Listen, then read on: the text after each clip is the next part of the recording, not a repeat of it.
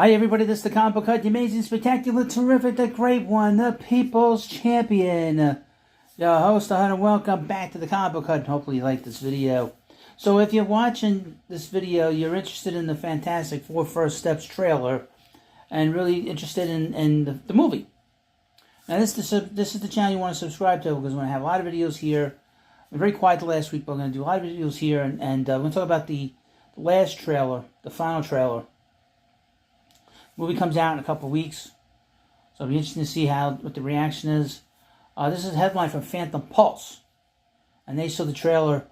Marvel's latest Fantastic Four First Steps trailer turns the Thing's iconic catchphrase into running gag.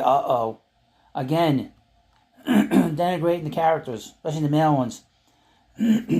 Marvel Studio Signal would continue to mock and disrespect the Marvel legacy by turning the Thing's iconic catchphrase into a running gag in the film.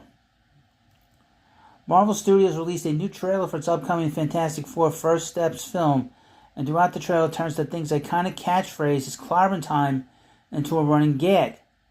About 22 seconds into the trailer, the Thing is introduced and he's shown walking the streets. A person calls out to him saying, "Hey, what time is it? Say the Thing." The Thing responds, "That's not really something I say." The person responds, "It's Clobberin time." The Thing retorts, "That's just in the cartoon." Well, no, it's in the comic. It's been in the comic for 60-something years. Still later in the trailer, the Thing comments, "Never late for Sunday dinner. Let's eat." Human Torch asks, "Hey, what time is it?" The Thing responds, "It's dinner time. Get inside." Finally, towards the end of the trailer, as Human Torch is carrying the Thing, and they're flying through the air, Torch asks him, "What time has it been?" The Thing replies, "No." Torch doubles down, "What time has it been?" Thing again replies, "No, Johnny." Torch continues, "Say it." The Thing says, "I don't want to." Then Torch shouts, "Say it." It's so stupid. The first time the Thing used his now iconic catchphrase was back in Fantastic Four number 22. When the team faced off against the Molecule Man again. It was not part of a running gag, but used seriously as the team escaped a containment area to confront Mole Man and his minions, who were set on sinking cities across the world to set off a third world war. I mean, this is who the Thing is. I mean, the Thing...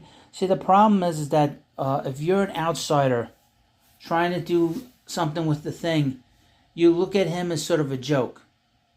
He's not a joke, okay? They kind of got him. They got him right in the movies in 2005 and 2007. They got him right. Michael Chiklis portrayed him properly. What's weird about this Ben Grimm is that he doesn't have a Brooklyn accent. Doesn't even have a New York accent. He doesn't sound like your host. Obviously, I have a very thick New York accent, but I have a high-pitched voice. The Thing, I always looked at him sort of having a low, sort of a deeper voice, with that Brooklyn do's and do's and da's. And it's just not in this movie.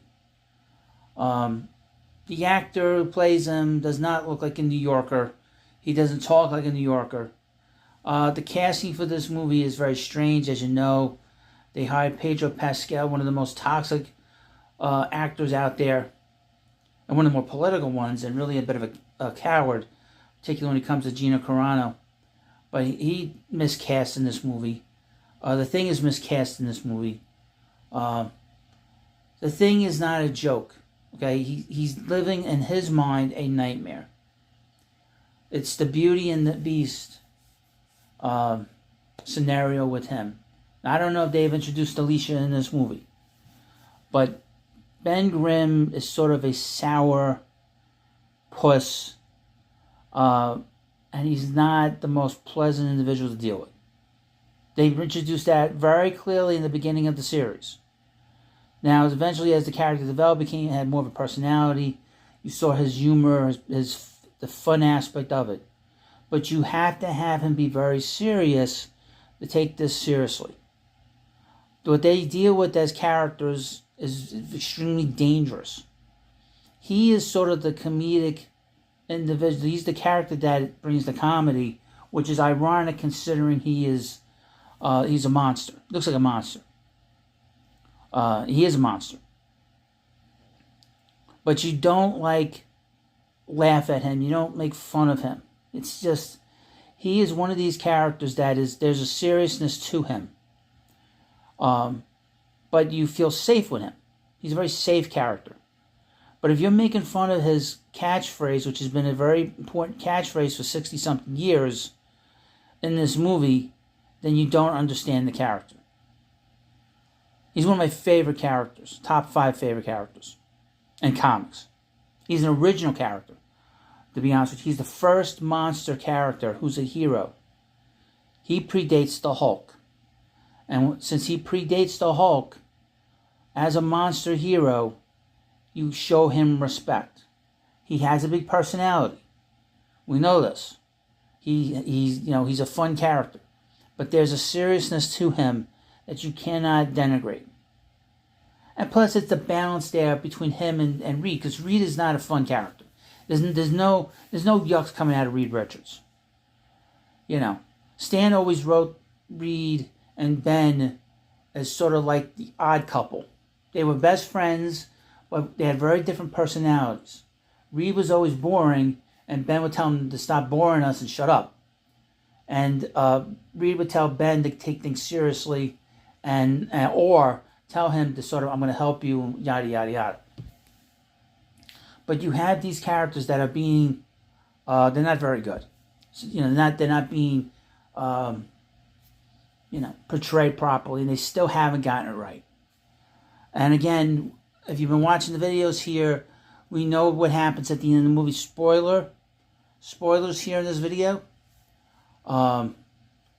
Sue and the female Silver Surfer destroy Galactus, and they destroy the Earth they're on. Okay?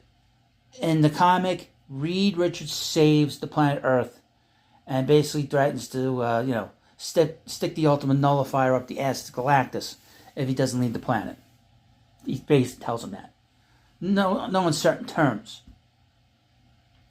But everything is upside down in this movie. Again, miscasting the characters. Again, not portraying the characters exactly how they are on the piece of paper. It's so simple. That's the one thing about Hollywood. A lot of times they don't get these characters right. It's like for some weird reason they can't come to grips with just taking it from the material, taking it from the source material. It's very bizarre, and it continues to do this. They've been doing this forever. They've been doing this really since the Tim Burton Batman. The Tim Burton Batman is great, but a lot is not from source material. And then we see the Schumann Batman, which is completely off the rails in terms of source material. Especially what's weird about it is that the source material is there from Batman the animated series. But anyway, this will be an interesting take on and a reaction of the fans. Because obviously Marvel needs a hit, and they've not had a lot of hits lately. And if they can't get the Fantastic Four right again, I don't know if there's going to be a sequel to these characters. I don't know if there'll be a sequel. They might be in other movies, but they might not have a sequel, which is a shame. Well, thank you for watching this video, and of course, please subscribe to the Comic Book Hut. If you want more stuff on the Fantastic Four, I have a playlist. Check it all out, and of course, subscribe.